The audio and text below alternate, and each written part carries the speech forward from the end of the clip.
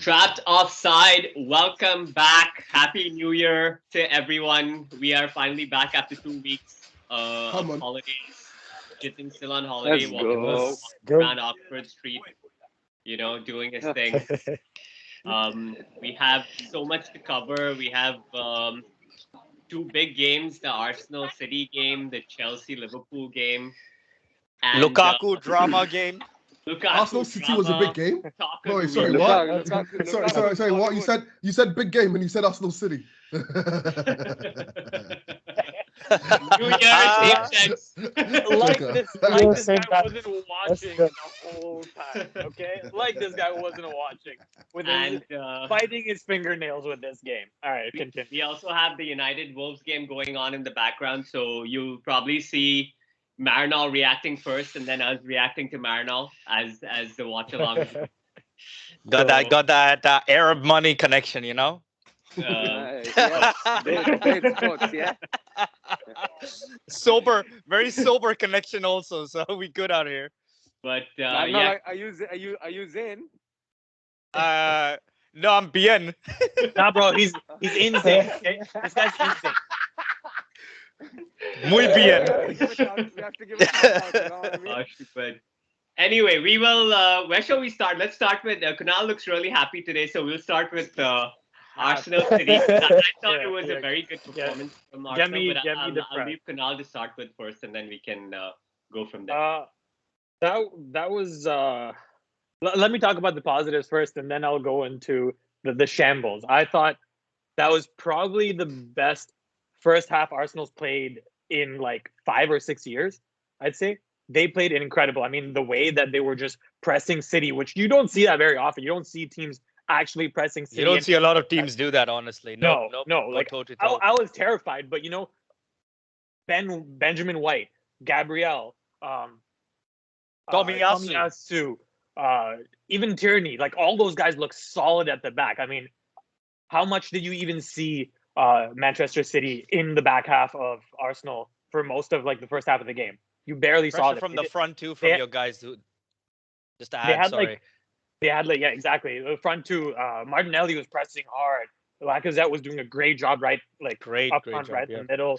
Saka, oh my God, Saka, the way he was playing on the right and giving Ake problems and problems and problems.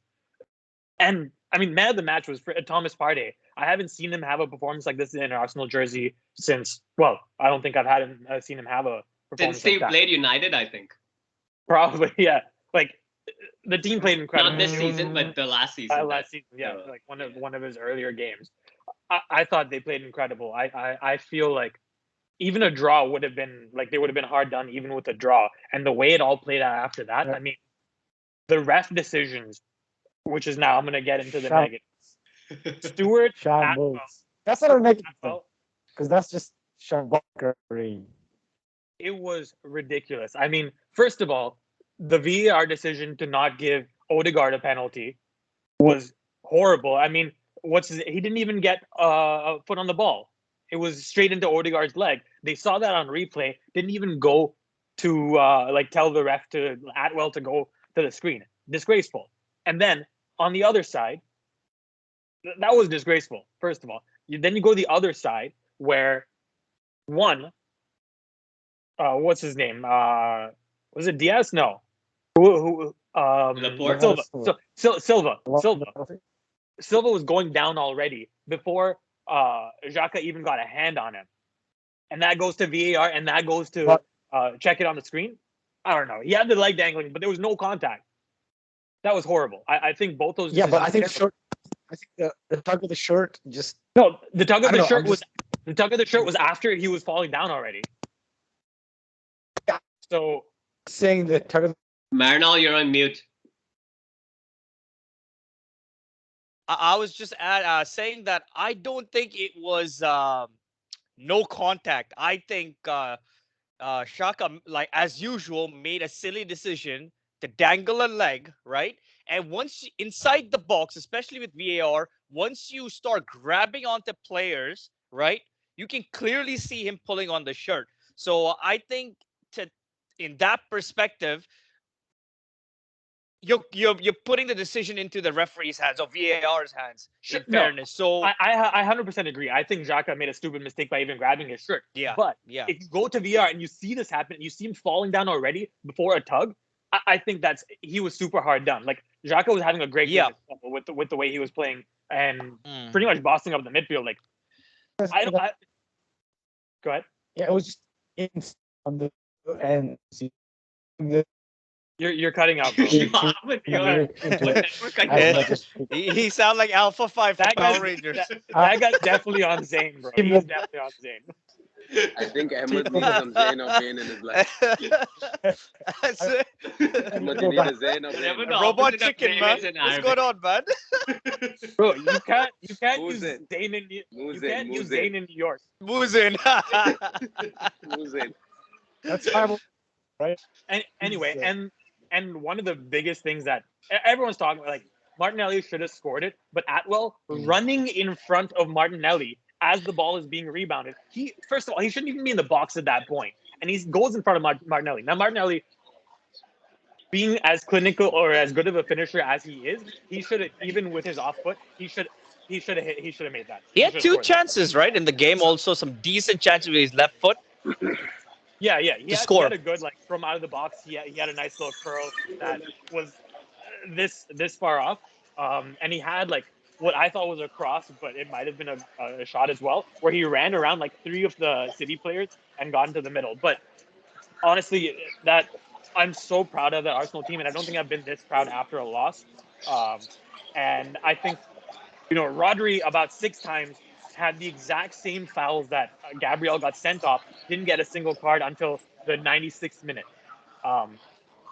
So I think it was that too. But those 2 fouls too, Kunaal, I think it's really stupid of them not to keep their heads, because firstly, his first yellow card was for scuffing the penalty spot. Fine, now you're on a yellow.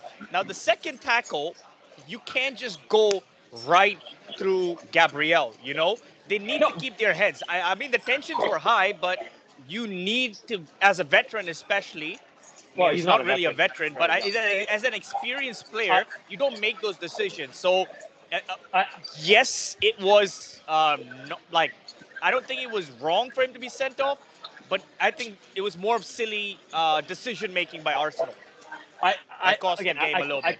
I completely understand that, but at the same time, Stuart Atwell gave Saka yellow for complaining about a foul. He gave Gabriel the yellow card fine for scuffing the box.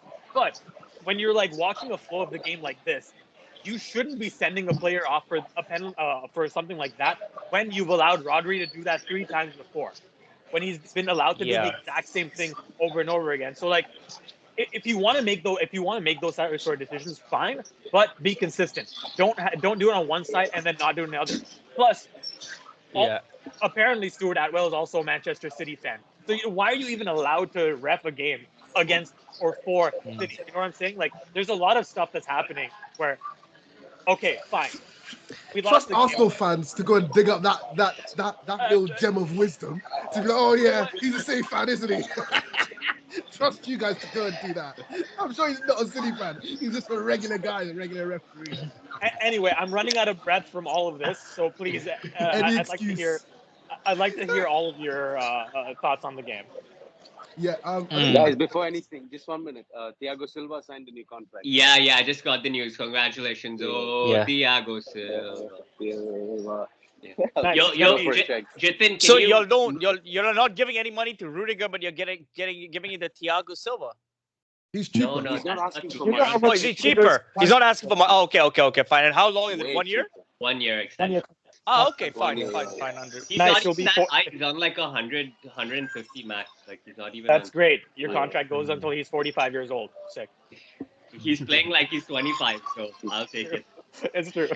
But So yeah, back to Arsenal. Jithin, if you can mute your microphone. Yeah, thank you. Okay, so yeah, just back to Arsenal. I think, I think Arsenal, like you guys have said rightly, they played the best game I think I've ever seen an Arsenal team play. To be honest, I know you talked about the defense and how they were really good. I actually think a lot of the real defensive work came from the attackers. I think the way they pressed City meant City couldn't really play out. They couldn't do much. They couldn't be their normal selves, and that just messed up their rhythm. So I think, yeah, they played really well. I think you guys were really unlucky. I don't think it was the referee that helped City compared to what you guys obviously believe in and what I've seen on social media. You guys believe it was like 12 against 11 and all that business. I think you guys are lost in your own source. That's not even close to the truth. But I think you guys played well. I was pleasantly surprised with how well. And Xhaka's finished. I was actually expecting him to miss it. Just because he's not really scored too many. I feel like he misses those. But when he hit it in so clinically, I was, pleasantly surprised. He's done a good thing. But yeah, I think Arsenal are on the way up, which is not something I would have wanted to say. But I think, yeah, they're really on the way up. Really proud of you guys. Yeah, I really thought they would come out of something from that game, because they really put in a shift. Yeah, it's unfortunate the last minute goal, but yeah, for me, Partey was a standout, man. He was just pulling the strings from midfield. He was up against like one of the best midfields in the league, and the way he controlled that game, I think he did an amazing job.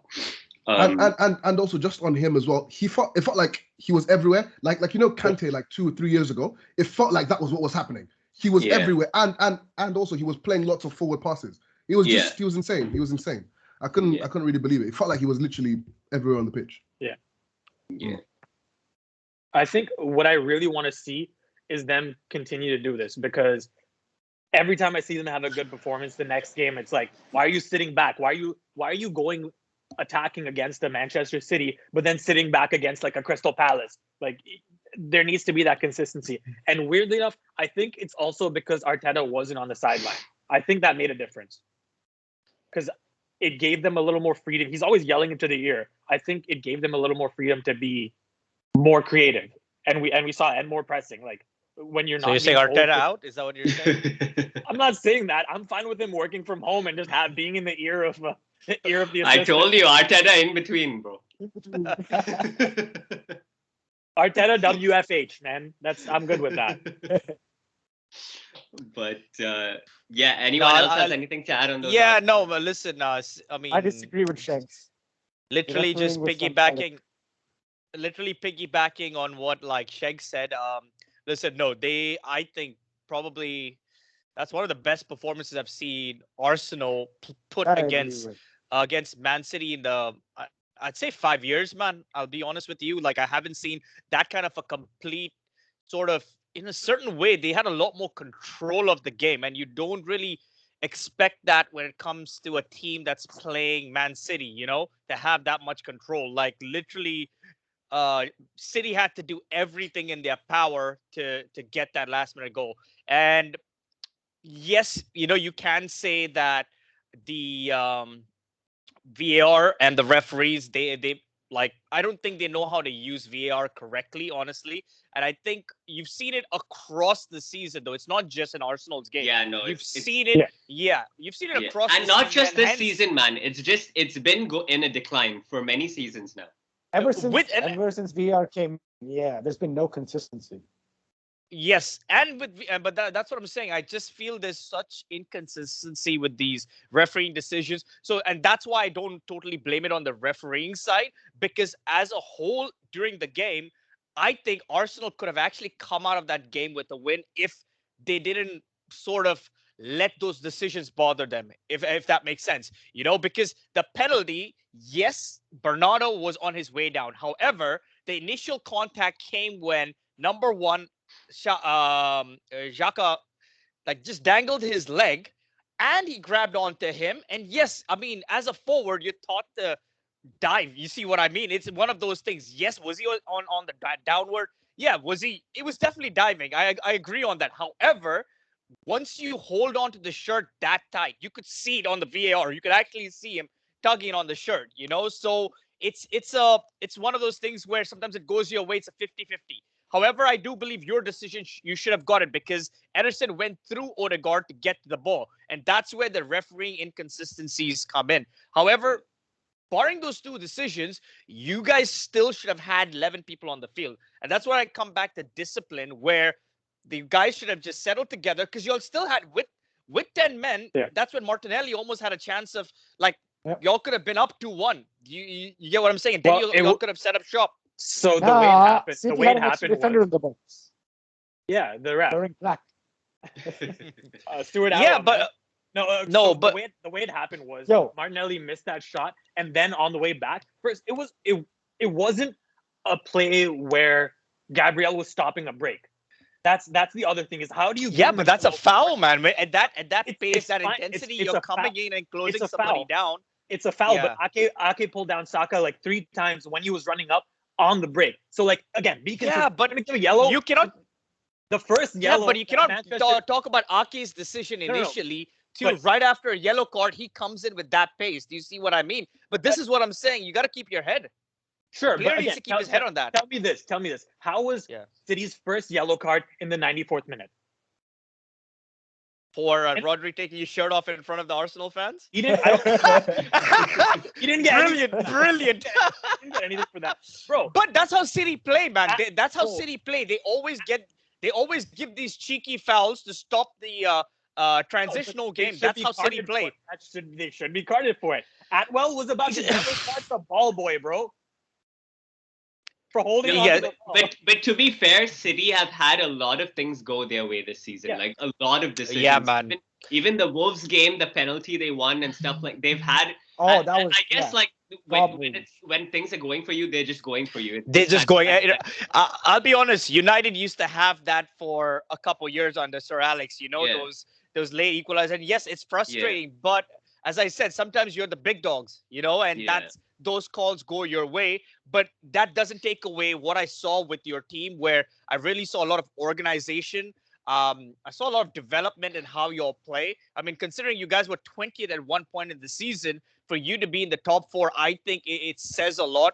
And obviously, if I'm going to criticize Arteta, you know, I got to give him praise because the stability that you guys are playing with, I think, and even just the control you guys have. And it's not just this game. For a few other games, you all been having that some nice, quick passing, controlling the ball, and the guys look like they know what they're doing, which is the most important part. And once the pieces come in, it's really good. But yet again, as I said, Granit Xhaka needs to start being more disciplined. You've said this ever since he's been at the club. So when is he going to improve? Because he's always consistently making silly decisions, giving away silly penalties, man. And like you guys were controlling that game, and it's literally, you know, you don't make those decisions. That's he always just makes the that type inside of the player box. he is, man. I don't see him And getting it's so better frustrating. than that. But That's that's what I'm just saying. Granit Xhaka. Like he's an inconsistent player. He's really good on his day, but he has like silly mistakes in him. That's just the player. Exactly. And Wouldn't you he want to was replace a player like that, though? Wouldn't you want to replace a player like that?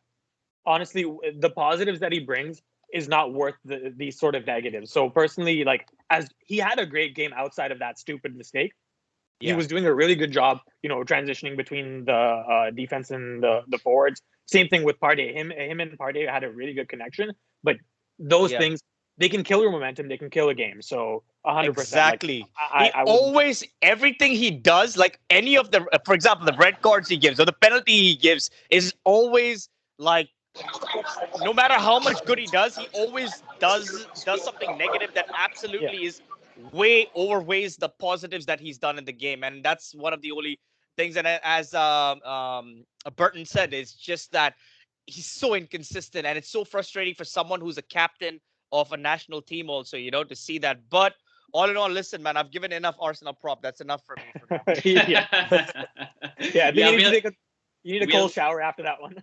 We'll move on to. I need to go for confession, man. I need to go for confession. Wait, hold on. Before we move on, Ahmed had something to say about Arsenal. I don't think he got it out. Or did you say it already, Ahmed? I just want to say I don't agree. I just don't agree that the refereeing didn't affect the game. It definitely did. That's all I have to say. I mean, the refereeing could have been better, and I think Arsenal deserved, like Kunaal said, more than just a draw from that game. Not even a loss. They deserved to win that game. They were the better team. Yeah, but if you deserve something, you need to put the ball away in the back of the net. All right, so it's not about deserving. But you also got need to grind. Yeah, but you cannot complain about that because all season it's been that way. It's been that way. Those refereeing decisions have been like that all season. It's been that way against Arsenal for the last it's been a few years. I think I'm just sympathetic to Kunaal right now. He checked his watch and he's like, it's been a few Nah, years. bro. I don't know, man. I see. I don't. I always think that at the end of the day, you got to get a result. Okay, listen. If it was something that was totally out of the control, yes.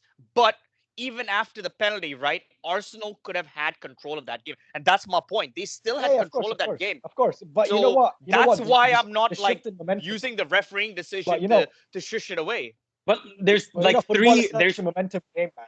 for It's just sure. It's huge momentum wise. game. I mean, once the momentum shifts to one side, it's very difficult to come back.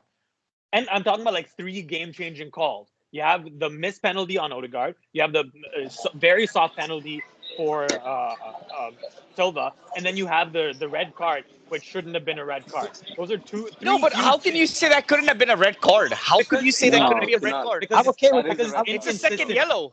It's a second yellow. It's I'm okay inconsistent. with that. I'm okay with that second yellow.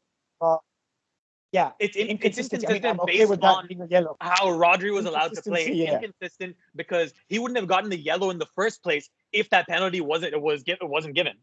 Forget about It's a lot- forget about this. That's what I'm Forget about Ake. Do you think that was a? Do you think Rodri, whoever, Rodri, Robert, whoever from City? All I'm saying is, yeah, man. But all I'm saying was Gabriel's a foul? It was a blatant foul, man. It's a yellow. And he, if listen, he got a silly yellow for scuffing the penalty spot, right? He got a silly yellow. After you get a full your first yellow in basic coaching, even in college football, right? They would tell you, listen, keep your head. You know, so if you know that you're on a yellow and you know that you guys need you, your team needs you in defense, right? He's a very important piece of Arsenal. So for me, he cannot just go into him. He had his hand up and he almost clotheslined him. Yes, Gabriel maybe sold it. Jesus sold it. But I'm telling you, like, you can't come with that force. So my main thing is I don't think it was not a yellow. It was a clear yellow. But if he didn't have the previous yellow, it would have been fine. Do you see what I mean? There's still lack of consistency because for every other player, refs usually give them a little bit more of a break if they're on a yellow too, right? That's a normal thing for refs to do. I mean, listen, I guess two wrongs don't make a right. I mean, that was a yellow, no doubt. I mean, okay. We can't say that. Fair. Yeah, we can say it's a yellow. More consistency. Yeah, exactly. Just want more consistency. Exactly. Consistency. And I agree with you 100%. The consistency, because Odegaard's, I'm 100% agreeing. That was a penalty. However, even after Arsenal gave the penalty away. Incident to discuss as well. We'll talk about consistency. 100%. But this is exactly what I mean. So that leads on perfectly into Chelsea Liverpool. We'll wrap up. Move on to Chelsea Liverpool because that's a fixture that never disappoints. There's always entertainment in these fixtures, man. What a game! Wow, what a game! Probably for me, probably the best game this season. End-to-end stuff.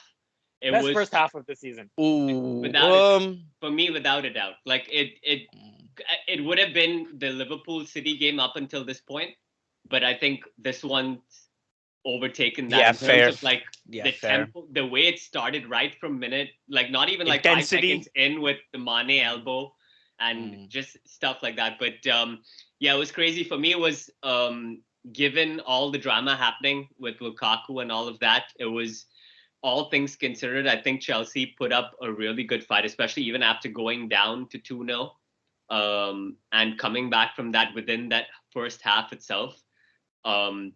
Very, very solid performance from Chelsea. You could see the players wanted to win that game. Like they wouldn't even take a draw up until the last minute. Kovacic for me was standout. This guy was exceptional, man. Not like from his goal to his ball carrying, his retention. They couldn't get the ball off of him. He was winning every duel. He was winning every interception. Conte too. Conte was all over the place. The midfield was just for me Conte over Kovacic. I mean, I'm not saying Kovacic was any. For me, I think man of the match was Conte for me, just because of he was literally taking on. He was putting out fires. Firstly, he was winning the ball off Milner, Mane on the other side. Plus, he was helping press on Fabinho, and he was making those. He's very underrated in his ball possession. He needs his IQ, his ball possession, putting the ball into space. He's very cheeky. I don't think he gets rated enough for his ball skills and ball retention. But for me, I think he just had an amazing performance, man. And I mean, don't get me wrong, Kovacic's goal, which you're they going to were talk both about, out. obviously. But listen, Puskás. that was such Just a give it great to him. performance by Chelsea, man. Honestly, yeah. Go ahead. Sorry, man. Sorry to interrupt. I No, just wanted no to worries. talk But about yeah, Conte, man. big performance. Even Tuchel was fired up on the Oh touchline. yeah. He was on You it. could see, going back to the inconsistencies of the refereeing, you could see what was going to a VAR check, what was not going to a Yeah. VAR check, and that decision making was just ridiculous for me. You could see the frustration on everyone, but they managed to keep their heads, come back from that, because that Salah goal could have almost like ended us, could have ended that game, and Absolutely. that. But do you see that exactly what you said? You know that firstly that yellow card, and then them being down for 2 goals. Like it didn't change. It was not like, okay, you know what, we're gonna crumble. Like, but that's what I'm saying. That's where I come back to mentality of the club, and I this is where I was like, But, you know what, Arsenal needs to get just a little bit of that. Yeah, you know why? Because the difference is our squad is a more experienced, more older squad than Arsenal. Arsenal is still a younger squad. They're still going through those experiences, like newer. They're newer experiences for them, and to learn to manage to keep your head and stuff like that in situations like that. But yeah, even without our main fullbacks, man, Reece and Cholo, I think Aspilicueta did really well. Alonso was getting. He was getting smoked by Salah on that way. Yeah, of course. Yeah, he was getting cooked at the start, bro. Oh man, it was just crazy. But I thought Rudiger was amazing again. Thiago Silva too. Rudiger, for every set piece, like if you watch Rudiger, he is always like getting in front of the goalkeeper's face, trying to shake him off. Like even if you see the Kovacic goal, he ran like right in front of him when that first ball came in from Alonso. So the goalkeeper couldn't even try and hold the ball. He had to just punch it away. And then it went straight to Kovacic. So Rudiger played his part. Even in the second goal, it was Rudiger's interception that went to Conte. Yeah. So they gave everything, man, to win the ball back. The pressing was amazing. Pulisic was finally played the right way, the way he's supposed to be played, making those runs, playing as a wide winger. He should have had a couple goals, by the way. Also, at the start of the game, he should have had that first goal, actually. Yeah, like a lot of commentators were trying to give him some leeway with his goal compared to Mane's goal, saying like the ball was dead, but Mane was like it just wasn't for me. Like he had to finish that off. No excuse. He has to score that. He has to score that. And that point blank save, I mean, that can go anywhere. Like it either goes straight to the keeper or it goes in the corner. Those are like 50-50 for me. But Liverpool's back. Yes, 50-50s is fine, but that first one, that first one, if you're playing in that striker position, you need to make those. You need to make the keeper work a lot more than what he did, basically. Yeah, and the Mount chance also that just went like across the post. Yeah. That was the close one. We had a lot of chances, man. Like if you come, Chalaba's mistake. Story of the season. I don't know why he tried to head that, but that was his one bad decision in the game. To be honest, he had a very good game. That tackle for Salah. Yeah, he had. That could have been a third goal, and the game would have been done. So that was an amazing tackle for me. But yeah, man, all in all, I'm not happy with the result, but the performance was a big performance from Chelsea. So, especially you're taking in context everything happening around also. So at 2-0, everything, you hear all that noise, 2-0, and for them to come out the way they did in the second half, just to stand and be like, you know what, we're still champions of Europe. It was good to see, actually. Yeah, for sure. We need to talk about Mane though. Because this guy I think he's a dirty player. He's had reputations of elbowing guys in the head. This guy's doing like practicing TLC dust is just this. just elbowing people in the head. Like he did that to Tierney last season, and he should have been taken out. Like he should have been gone the first minute. You should have been. I would have felt hard done as a Chelsea fan if I saw that happen. I thought it was complete bullshit. Yeah, but it's even context. Listen, it's such a context. I'll be honest with you. Start of the game 50-50. No, that doesn't matter. I get it. No, but start of the game is irrelevant. Start of the game for me is irrelevant. If it is an elbow, it's a red card. That's but sometimes you can how the refereeing can also interpret it. He's not looking directly at the guy. He is putting his hand. He did swing his hand. But sometimes when you're jumping, you are swinging your hand, to get leverage when you're heading the ball. So Absolutely. I get it. I get your frustration. So I'm not gonna say it's not right or wrong, No. but from my perspective, I would start a game 30 seconds in 50-50. So I'm like, you know what? Yellow, fair. But as a Chelsea fan, I understand. Okay, he should have been sent off. Fair. For Also, me, yeah, either or. Like, I mean, I can see both sides of it. I'm not too fussed about it. Sure, it could be a red. We've seen those given, but honestly, the Yeah. way decisions have been going for us lately, I'm not too fussed about it. Like, um, the inconsistencies of this league is just ridiculous. So, The like, refereeing is a joke, man. man, And the they fact that they need to checked get. Kovacic's goal was Uh, absolutely ridiculous. And how long they checked it Absolutely for ridiculous. quite some time too. But that yeah, Pulisic goal Tuchel was was actually both the goals. fuming. That Kovacic I think goal the was referees need to start being held accountable. Honestly, like yeah, just like 100%. players have post game interviews. I think the referees need to have these post game interviews or held accountable, like deducted points or something. In terms of you're not allowed another game because you've made this many mistakes in the game. I don't know. They're not being Man, held I accountable, and feel they like keep they making do, these man. I shitty feel like they decisions. do this intentionally. Like, how many times have we complained about Anthony Taylor? And every time we keep getting Anthony Taylor for all these big games, man. Nah, I, brother. I It also happens Taylor, every single Taylor. time. I think VAR decisions also need to be like cricket. You need to hear everything going on at the same time as they're Yep, talking it through. yep, I think that would exactly. be very helpful for at least Yeah, give listening to the And fourth I think official we need to conversation know on what he's how. telling Yeah, the official. exactly. We need to know how they're coming to a decision. and At least some I sort. think the people in the VAR box have to make the call, man. Like, they can't give it back in the referee's hand and be like, oh, here, it's up to you now. This is what happened, and it's up to you. You can make the No, decision. I mean, Because I'm fine Yep, with yep, I'm fine with yep, giving yep, it back. yep. I'm fine back to the referee. Okay. Sometimes the referee doesn't see the whole picture, right? And he's made a Yeah. decision based on what I mean, to the screen. But let's go it back. needs to be more. Sorry, go ahead. He needs to be going back to the screen for a not just pick and choose the ones you want to send him back for. Yeah. So, like, if we go back to the Arsenal decision with Xhaka getting the penalty, he tells him to go back to the screen, and all he looks at is one screenshot of Silva falling down.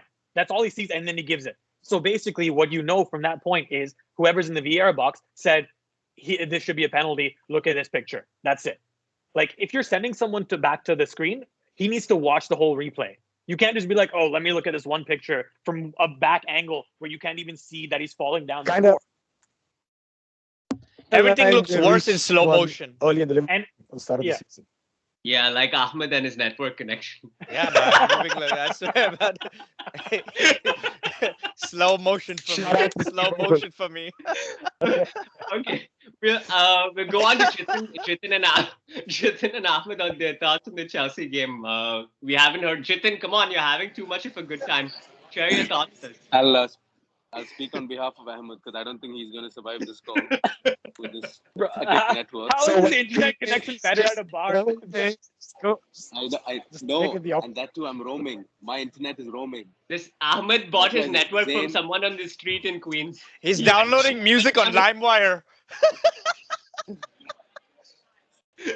Remember LimeWire? You would download music on that, Yeah. man. Yeah, Too yeah. much- And He has too much Oh, haram man. right now. Too much Okay, haram on the Jithin, go ahead. Go no, ahead. but no. The most happiest thing for me with Chelsea was their mentality. Because when I see the previous games against Brighton, all the draws that we had 4 draws in our last 5 home games and 1 win, and the win was 3-2 as well. For me, when I started seeing us let easy goals go in like in the 90th minute, 85th minute, I really started questioning their mentality, their attitude. Maybe they were tired, they're fatigued. It was a mix of everything. So for me, when we went down 2 goals yesterday, trust me, I was shitting my pants. I'm not gonna lie. I was really scared that 2 could be 4 easily. But I'm so proud of the way they fought. Even though the goals were mind blowing. So it was, one. I don't think Kovacic is going to score another one like this for the next 2 years, maybe. So that just like for me, that was the biggest thing. For me, I'm so happy about their mentality, the fight, the attitude to come back 2-0 against Liverpool, a quick-paced team who can easily break us down. Um, Everyone played a brilliant game. Pulisic's miss was sad. I'm not going to talk about the red card because it is a red card, but it is what it is. We can keep arguing about it. We get it when we're on a good day, we'll get it. On a bad day, this is what happens. But anyways, everything aside, I think this game could be a great push for us to the year, like for the rest of 2022. I think attitude-wise, you guys getting what I'm saying? More than any skill, given these more than the fixtures play. coming up, especially against Conte and stuff, it was a very good start for us. For me, so I'm going to take that out of this whole game against Liverpool is the morale that we're going to carry forward to Tottenham now, to Stamford Bridge against Tottenham. So that's the most key element for me from this Liverpool. This key takeaway for me from this game against Liverpool is the attitude that we showed and the fight that we showed and the grit, not giving up.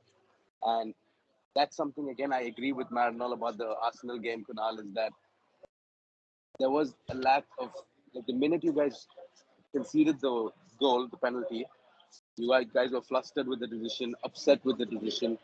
And that's why I think Gabriel even made that mistake. And I've never been so upset about Arsenal. This is the first time I'm ever upset that Arsenal lost the game. And because they really deserve to win. So I think, again, it comes back to experience. But other than that, Arsenal had a brilliant game. Chelsea, I'm so happy with the attitude. I think Liverpool are going to have a tough time in the coming fixtures without Mane and Salah, hands down, because the replacements are good, but not that great. I don't think they have the squad depth. Super happy. No, they don't. Absolutely. But how many I games don't think. How many games are they going to miss? 3? I don't think that many. 2 or 3. I heard like 3 or 4. From what I understand, 3 or 4 think. games is what I understood. 3 or 4 minimum, or like if they go all the way. Like apparently, Partey is only going to miss 2 games. It'd be funny if Senegal and Egypt reach the final. Yeah, fingers crossed. So from what I understand, Arsenal, 4 games. It's good for them because it's those knockout games. It's the semi-final, right? The Carabao or whatever. Yeah. But in the league, exactly. There's a lot of FA Cup and Carabao Cup games that is kind of during that period or the 2 weeks where all these games are. So from what I understand, I think 4 games might be the maximum that these guys might lose some of the players to the AFCON. No, but how many Premier League games are there in the 4 games? At least 2? I think just a the couple. next 3 games. No, 4 Premier League games. That's what I meant. 4 Premier League games. Okay. That's literally giving the title to City if they already don't have it. You know what I mean? Yeah. And another thing I wanted to ask you, Chelsea fans, before I forget, what did you think of Tuchel's decision to keep Lukaku out the squad? Because as a neutral, I think it was a great decision. It shows kind of command in that locker room and, respect the Chelsea Football Club, So, what are your thoughts, Bert and Jithin and Kidwise? The right decision. Absolutely the right decision. Absolutely right decision. 100%. No doubt. And you have to I also read balls on the table. I also read that, Tuchel put that. Yeah, and I also read that he had a conversation with Rudiger and Azpilicueta and Jorginho about the situation, and all of them weren't happy with what's been said. Of course, okay, you have to respect Lukaku for coming out and saying what he did, being truthful and all of that. But No. I'm not with that, bro. No, exactly. But I don't think it was the right time, and I don't think it was the right place for him to go and say all the things that he said just because he was unhappy with the way he was being handled. But what has he done ever? What has he done ever since coming, man? What has he done? Ever since coming, he hasn't really done anything. He started the season off really well, and then he got injured, right? That's okay. That's fine. So basically, I think where it all went wrong was it was organized by him directly with the journalist without getting permission from the club, without his own representatives knowing. That was number 1. Number 2, his idea of organizing it was to apologize to the Inter fans, right? But knowing who you're going up against, the media, they're going to fabricate the whole story. So just the wordings and everything, like initially when the first part came out, like, okay, I gave him like the benefit of doubt. I was like, okay, maybe like they're tweaking stuff like that. Maybe it's not exactly what he meant to say. Once the second part of the story came out and he's like, let Lautaro Martinez wait there. I'll come back and stuff like that. And I'll go back before I retire and stuff. Those kind of things are just absolutely not acceptable. And no matter Yeah, but it shows the character of a player like that. Yeah, It exactly. shows And the character of a player. You're going for 100 million to a yeah, proper freaking. You're going to champions of Europe. And what striker do you know moves from one club to the other, right? And apologizes to the previous fans? No, because you're a in the great middle of the player. season. The Yeah. fans In the middle understand of in the the middle season. of the season, man. Ridiculous. But- That shows he's really fragile in his mentality and as a character. I don't see him as a elite striker when you think of a mentality like that. Zlatan, has he ever apologized? He's gone from Milan to he's played for Juventus, if I'm correct. He's played for all the Yeah. 3 Milan clubs, right? Yeah. Correct? Milan, Inter, and AC. I think he's played for both. And Juventus. Yeah. So it's like he does. Like none of the great strikers apologize. When you're great players, like everybody understands. You don't do that. So for me, the context of him trying to apologize was Yeah. it's ridiculous. And even the Inter fans are not buying it. Even they don't care about him now. They're just like, No, but that's the thing. It's like, what are you doing? Like you want attention. That's what it felt like, honestly. Like Also, you're crying for attention. My problem is like he complained about not being happy with Tuchel's That's system or whatever it is. But I'm saying you've been a top professional what 10, 12, 15 years now, and you're telling me that you can't deal with being benched for a couple of games because you're not performing. Like but I can understand. hello. I can understand. That's Dude, like Tuchel not didn't even know. Tuchel didn't even know that Lukaku wasn't how he felt about the Yeah, system. How exactly. is that even possible? exactly. That's what I'm saying. That's Unsure, professional. You need to be I- more professional about. No, how you guys. do it. I think okay. I'm going to defend Lukaku a little bit because this is getting a bit of an attack on man. I think when he said about the system, it's because Tuchel's been playing with this false nine, or he's been playing like wingers up top. That's what he was complaining about, not anything else. It's just because he wasn't playing a straight nine. What do you And then mean, in terms Shegs? of the- Shegs, you watched the full You're interview. straight nine. Yeah, You're no, straight- I haven't seen it yet. It's not out yet. Your straight nine was Yeah, that's what I'm saying. The full Shegs. interview is there. Sheg, No, it's not. It's yeah. let's pretend you are Lukaku, okay? Let's pretend you're Lukaku. No, you come in. Hold on. Hold on. Okay, Let me go finish. ahead, Let go me ahead, finish. go ahead. So that's the first part. I think when he's talking about the system, he's talking about that because he was fit a lot of the times, but he still played Havertz up top where he played like Pulisic. Like it's a different system. That's what it means. Instead of like a vocal centre forward. That's what he was angry about. And I think he's entitled to be angry about that because he's a centre forward. He's a striker. He's meant to score goals, but he's playing a different system, a false nine. So again, I think that's the first part. To add to that, though, you brought in a striker who's 100 and something million euros. Why aren't you using him? This is Tuchel's decision to bring him in. Why are you paying this much money for me and not using me when I'm healthy? Exactly. So this is why I can understand his frustrations. The one about apologizing to the Inter fans. Understood, but would you, Shegs? take that Shegs, out. just a Hold quick on, one hold while on. you're on that point. You don't, Okay. don't go out to a news outlet and speak about it. Oof, your internet's a bit higgy haga, bro. Think here, God a damn, word man. you said. Yeah. You know what? And then it's perfect. Man's minutes are out, bro. You know what? I'm gonna log out and log back in. Yeah. Okay. No, you're okay. fine. You're fine. We can hear you now. It's just in between. Now you're fine, but in between you were like, Yeah. okay, but What I'm yeah, go saying ahead, was- Shegs. Mm. You take And then that in- up with Tuchel. Sorry, say that again for me now. Go on. Okay, so with the one about him being like funny about what's it called about the Lautaro Martinez, I think it's just bants. Like I think it's like no, don't worry, I'm coming back. He's just trying to like sound nice to the Inter fans. I don't think he meant a lot of anything malicious by it. But I can't wait to watch the interview because I feel like when we watch it in context, we'll be like oh, and it all makes sense. I just think But it's just that whatever. The No, but that's what I'm saying, intention was- Shegs. I watched it in sort of context. That's what I'm saying. The Mm. intention of the interview was initially to apologize to Inter fans in the middle of the season. Yeah, the way it was handled That's was what it completely was. unacceptable, man. The intention is one thing. The manner of how he went about handling that was entirely wrong. The timing was wrong. The way he handled it was wrong. And Some of his comments also, I mean, don't tell me Lukaku has been in the Premier League for a long time, all right? So I don't want to hear that, maybe they misconstrue. Some players like Pogba, okay? They know what they're saying, all right? Don't, they might say something, but they know the impact of that Yeah. because sometimes they can even hide behind, it's not my first language Yeah. sometimes, but Yeah. some players know. And in this interview, I'm telling you, he knew what he was saying. I think he's trying to honestly get out of Chelsea. I'll be honest with you. And there are rumors also saying that he might be wanting to go to Tottenham to play with Conte. That's some of the rumors saying that he wants to be reunited with Conte. I don't know whether it was the Daily Mail or somebody reporting, but I was listening to that. But that's by the by. But my main thing is, for a striker like that, you need to, the English media will hold on to that, right?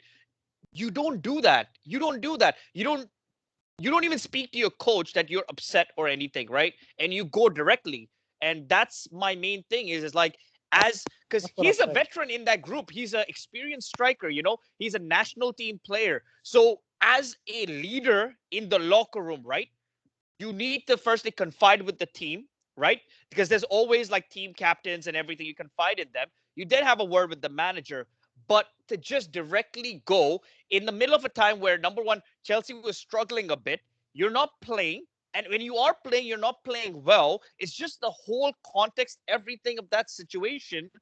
It just doesn't sit right for me as someone who, obviously, I do criticize, but I give a lot of credit to Lukaku. But if he wants to be considered a world-class elite striker, you don't do things like that. You don't throw your toys out the pram almost. I think it's very weak of a mentality for me. And that's where my issues were with him at United. He would always look for, what did the critics say? What did someone else say? Just do your job, score the goals, and the credit will come no matter what. You just do your job kind of deal. And I think that's kind of what rubbed me the wrong way of Lukaku, SHEGZ.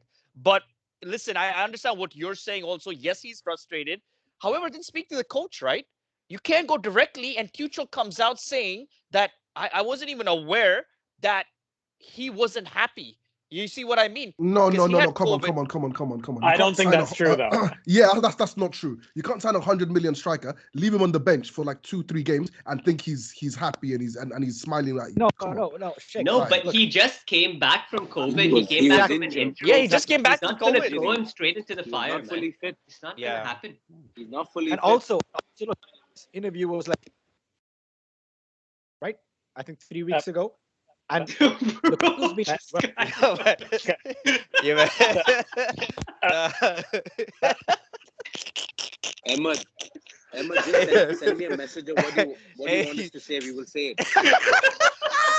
He'll start writing it on a piece of paper and just like, Or email. Or you know what's faster? Hey, man. If you send it by post, it'll reach faster. send me Fax even maybe. Fax. But anyway, man, I think the way Tuchel handled it was perfect. The fact that he consulted the senior players, though, you could tell the board completely backed him on the decision, and they had their conversation behind closed doors as to what would happen. Because a couple commentators were saying, why would you leave him completely out of the game? Maybe put him on the bench because you would need him in such a high-profile game.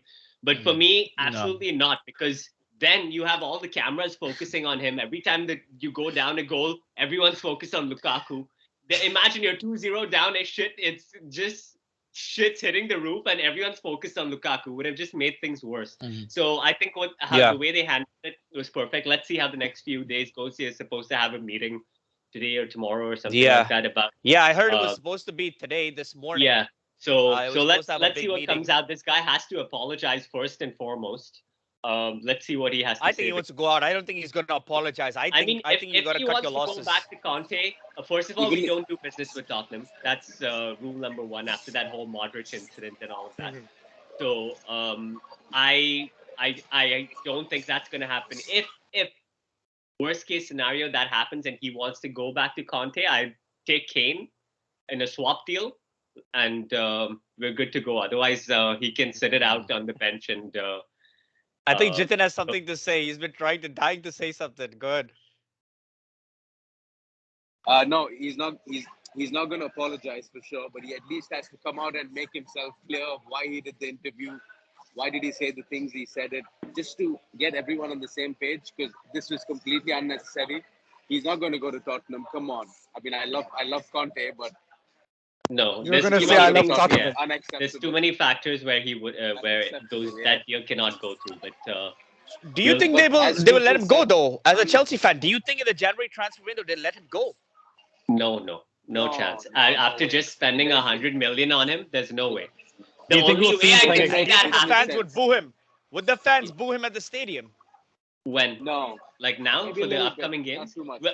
we'll all. Any of the upcoming games? It all depends on what happens in these next 2 days, man. What he says. Like everyone wants to hear his side of it, right?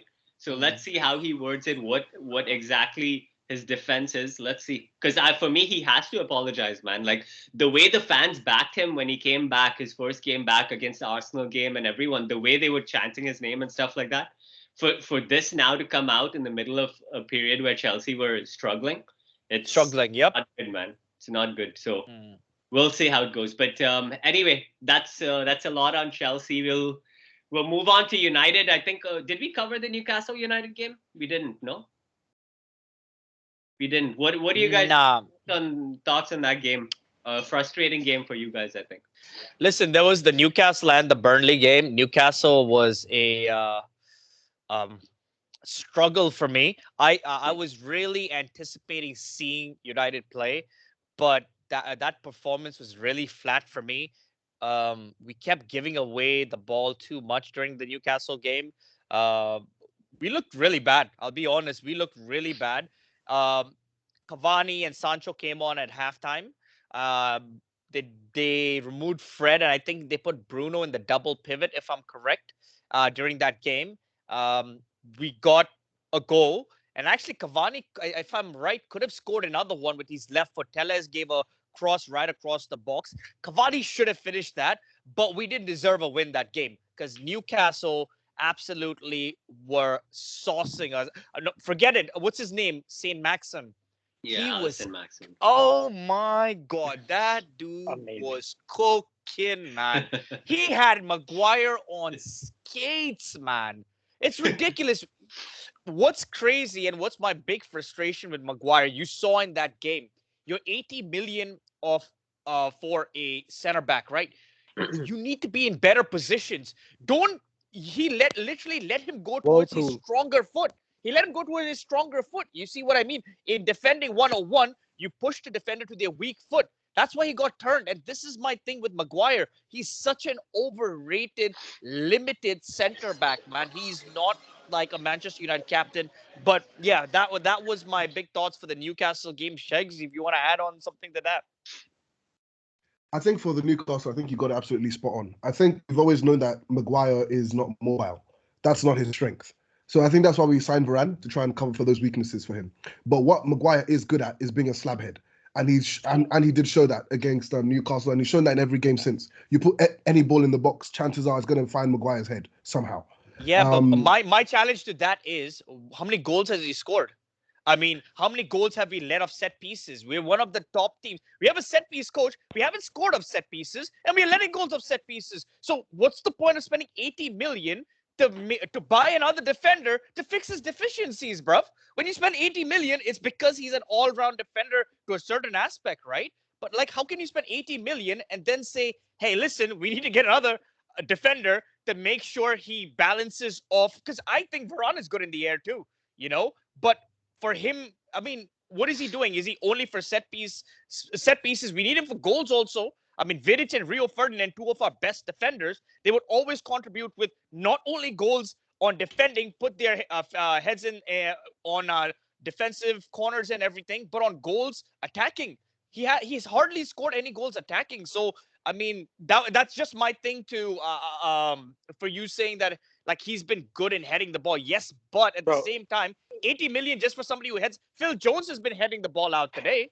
The only thing about Maguire that's all crazy. around is his head. Oh. This guy, man. That's a square. So Sorry, about us not scoring from set pieces, I think it's less about Maguire and more about the ball into the box. I think that's why we've not been scoring. I think that's all been poor. I think that there's he's got his head, but he's got his head to the ball a lot of times. He's just always skied it or not scored of it. And I'm telling you, there's so many chances that Maguire has actually headed the ball. He's just not either getting it on target or getting it power behind it. I mean, I'm not saying, listen, every chance is not going to be there. but I just don't think Maguire, as fans, we give him too much leadway. I think we give him too much leadway for 80 million and someone who's getting cooked on a weekly basis, getting megged, all right, tripping his own freaking defenders over, pushing his own defenders over, looking for offsides every time. I think it's a bad investment. It's a very bad investment, man. I'd say it's a very bad investment. I just think we can't cry over spilt milk. And I think he is, without a shadow of a doubt, the best defender in our club. I think if Varane thank God fix he's like in our club. Lindelof, Lindelof is better. So I think as much as Varane might have glass legs at the moment, I think Maguire is unfortunately the best defender at our club. And yes, he's very mistake prone, and you hope he gets out over of it. Lindelof. Yeah, I think I take him over Lindelof. I think I've seen Lindelof get bullied too many times, way too many times. So I think, but anyway, I think the other issues from those games were actually addressed to the next one, which is why he took off Dallo and he took off Telles and he brought back Shaw and Wan-Bissaka. And then suddenly the goals seem to have dried up. Still fingers crossed. So I think there's more to that performance than just that. But I think our big problem right now is that it seems like we don't seem to be doing the Genga pressing that he was brought in to try and implement. That seems to not be happening. And we also don't seem to be scoring. Like even against Burnley, the goals we scored were not like, oh my gosh, these guys made this great goals. They were like, oh, he took a shot, it was a rebound, Ronaldo poked it in. Or like Ronaldo tried to take a touch and to set himself up, but then McTominay was there and he took the shot instead. It wasn't like great play, if you get what I mean. So I think the real issue is in our attack now, which is a good thing because it means we're not shipping goals. And there was a point where we were, like, let's not forget, 4 weeks ago, we're getting battered by Watford. Was it 4-0 or 4-1? You know, that wasn't so long ago. So I'll take this kind of defense where we're conceding one goal tops per game and still maybe not scoring. So I'd rather have the current problems that we have. So I see progress. But I just hope like there'll be improvement. And one thing additionally to add to that is you can see every game we've changed and rotated our players, right? We've rotated our right backs, we've rotated our center mids, and the one thing that's been consistent, we've been getting results. Yes, it's not perfect, but I think one thing that Ralph has learned is he needs to adjust to our personnel. And what he's realized about our personnel is we cannot do that press. He needs his personnel to actually implement something like this without us being so exposed on the defensive end. Because that's one thing when you do the Gengen press, you try to play a high line, you'll get exposed if you don't have the right people basically covering the right spaces to win the ball high up. So for me, I think he's in a stage where he's giving everybody chances. And the two other games that we played were against Burnley and now obviously against Wolves. But what I think he's trying to do is with the players that we have, they're kind of players who are grind out game kind of players, physicality kind of game players. Just, those it's like it's that English physical football. It's not the clean football. So I think he's used, and we've played Burnley and now Wolves again. If you've seen, he's used Wan-Bissaka and Luke Shaw. So I think it's because of the type of game we're playing. So because of that, he might be using what's his name? Wan-Bissaka and Luke Shaw for these two games. And I think the other thing is because of the performances, he's one person who always likes to reward if you win a game. Like, for example, when we tied against Chelsea, right? I believe the next game he used the same team. When we played, was it Arsenal right after that? Was he your manager at that point? I don't think so. No, Carrick. No, Carrick was the manager, right? Yeah. But what he said was, listen, this team, it was a good performance against Chelsea, so I basically used the same team. And then, for example, the next changes, like, for example, in one of the games, he bought in Cavani and Sancho against who was that against? Was that Newcastle? Yeah, against Newcastle. I think it was wasn't it Norwich? No, I think it was Newcastle because then after the Newcastle game, they were there for the Burnley game, and so he's been rewarding them that way. So I see what he's doing. Do I like the personnel he's using? No, because I still don't see Donny van de Beek. And if I was criticizing Ole during his time for not using Van de Beek, I'm not happy that he's not using Van de Beek. All right. However, let's see what he's trying to do, and I want to give him time because I do believe he's a good coach. But as I said, Phil Jones, I mean, I never But thought I what would is see his him in a approach? team. What is his approach going to be if he's only here for 6 months? Like Yeah. what? Like what?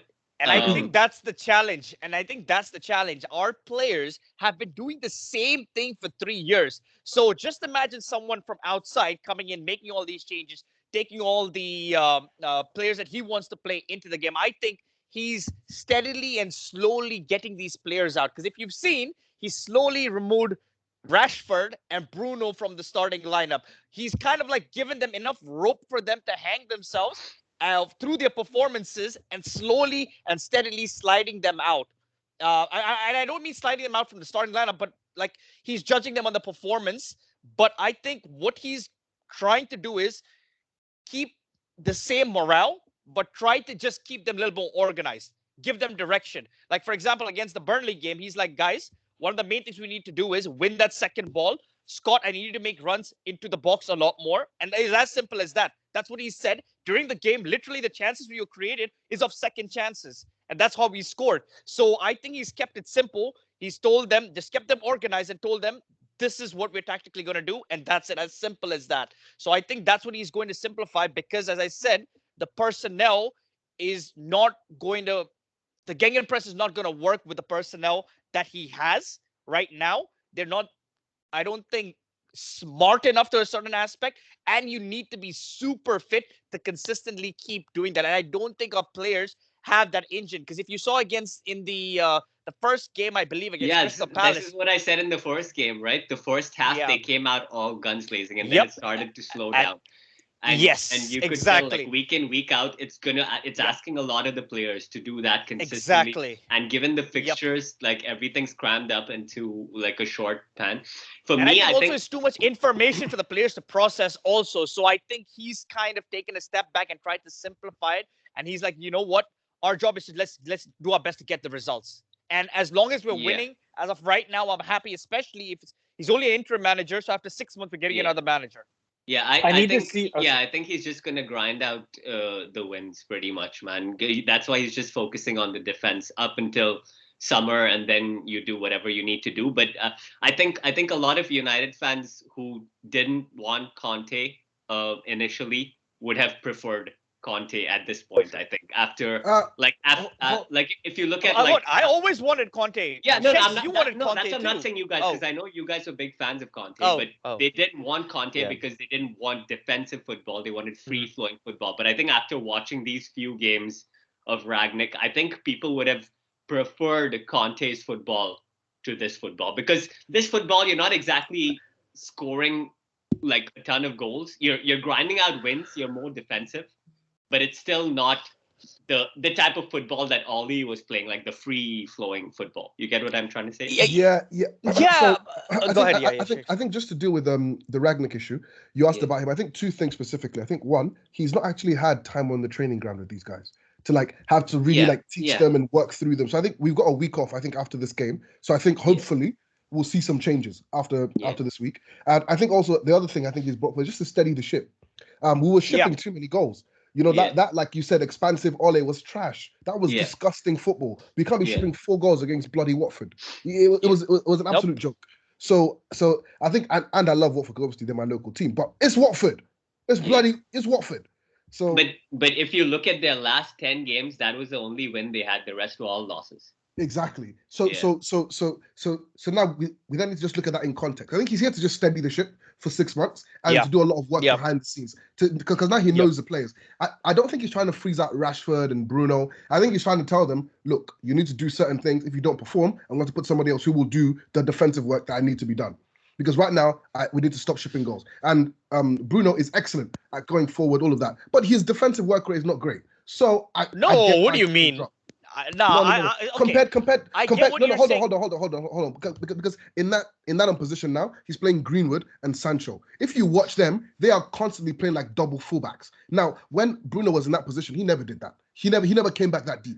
And because he wants to score goals, he wants to create. It's his dream. He plays cam. You can't play somebody who's been playing as a cam at number 10, expect to start tracking back with fullbacks suddenly. It's not. Yeah, but this okay. 2 points. Number one, I'm not saying he's trying to freeze them out. However, their performances, he's been trying to. Rashford has been crap for the past 10 games. All right. Bruno has been struggling for a while. Bruno is doing the same thing he's always done. The only thing that's changed is the penalties and the assists have dried up. That's it. He's always been a meaty footballer. He's not 100% good in possession. He's always looking for the long ball, and that's the problem. Defensively, I think he's good. I think he has a really good engine. However, he just runs everywhere. You cannot do that when you're playing in a team. He runs everywhere whenever he wants to. And Ragnick doesn't like that. If you saw in the Newcastle game, we had lost the ball approximately 163 times, one of the highest losses of the ball in that game. Bruno had lost the ball so many times that game. Rashford was wasteful, So when I use the word that he's getting them out the game, what I mean by that is they're struggling, all right? Ole would not drop these guys. He would not, because they're Manchester United, and he would be nervous of keeping them away from the team. But Ragnick is basically keeping them in, all right? And the 3 games he's played, Rashford and Bruno, they haven't really done much, right? So what he's done is he's taken them out of the limelight now, and he's playing. Because Bruno is fit for today. Why didn't he start him?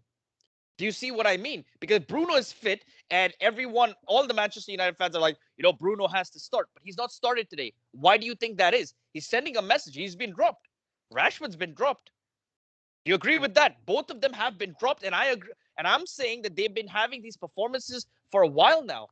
So it took a matter of time for them to do that. And secondly, in terms of you saying that Bruno is not good defensively, I don't think so. I think Bruno is good defensively. He works very hard. All right. That's one of his biggest assets. He has a really good engine. I think what his problem has been, he's been too wasteful. And that's why Ragnick, in a system like how he plays, you cannot have midfielders who cannot control the game. And Bruno is not good at controlling the game. So that's my only addition to that, SHEGZ. Guys, does anyone know when Bruno's interview with the Italian papers is? Anyway, so that's salty. Sorry.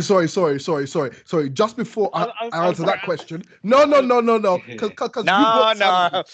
you brought this out of me. Just before Bruno's one, I'm still waiting for Obama Blood Clot Yang's bloody interview. I'm waiting for his interview with the Italian press. I want to hear what he has to say. Where's Pipi? What's his name? Pipi? Exactly. I want to hear from bloody Pepe. I want to hear from Pepe. Okay. I want to hear from Obama Blood Clot Yang. Pepe is looking. I want to hear why he's not been in the team. He's looking at the January transfer window. Which club's coming for me? Which club's coming for me? Pepe is on one side and Aubameyang is doing the backflips. Oh, bro. Pepe's looking at the other players just passing him in the lineup. But I need to see you guys perform against a better team, because your last 3 games have been Norwich, Newcastle, and Burnley, the bottom 3 teams in the league, right? So yeah. Same thing with Arsenal. I need to see them play better, and which we did against Man City. Yeah. That's why you can praise them. Yeah. You need to see them do it better. You had a great game against Palace for sure. I think you played you guys held them down pretty hard. We had a 45 minutes new manager bounce, man. Yeah, freaking ridiculous, man. But I definitely need to see you guys perform better against a top half club team. You're playing Wolves today, and they're kind of rocking you guys a little bit. Yeah, in possession, they're 53%. Wolves are a good team, man. Wolves are they're very organized, very physical. They play the same way every single time. Wolves is like our kryptonite. That's one of those teams where every time Manchester United we struggle against Wolves. That's why I was a little nervous. Seeing Phil Jones in the lineup against, especially he hasn't played but you know what? They're not a very attacking side. They're just more of a very compact defensive side. They don't conceive a lot. They create few chances here and there, and that's where you have to keep them out, so that they don't come out with that. But otherwise, they've had 14 shots so far today, though. Oh, have they? Yeah, on and off. I haven't really. Yeah, but and this is where I'm a little nervous about Ragnick a little bit. Do you see what I mean? Like, Yeah. and so I really want to give him the time, because if you think about it, he's coming in a bad. Man United were in a bad place, Yeah. when he took over. So I give Ole enough time, right? Yeah. And then later in the season, I was like, hey, listen, he was actually gonna be in an interim role, so I couldn't judge him. But then when they gave him the contract, you could see those holes being, because it was crazy. Ole, every time he was given 2 weeks to prepare, we'd come back just shit, man. Honestly, don't get me wrong, we were, So it is what it is. I don't know what to say to the guys, but is what it is, man. Yeah. Anyway, we'll wrap things up for this week. I think this weekend is an FA Cup fixture, so we'll see how that goes. When we meet again next week, we can probably go over those fixtures. But man. Like, share, subscribe. There's also a review, a 2021 Rewind video out. Go watch that. Some hilarious stuff on there. Yeah. We'll be back again next week. Thank you guys for watching. Happy New Year again. Happy New Year. And good to see you everyone on too. Good to see everyone. Yeah. Likewise, good to see you guys. Whole squad. See you next week.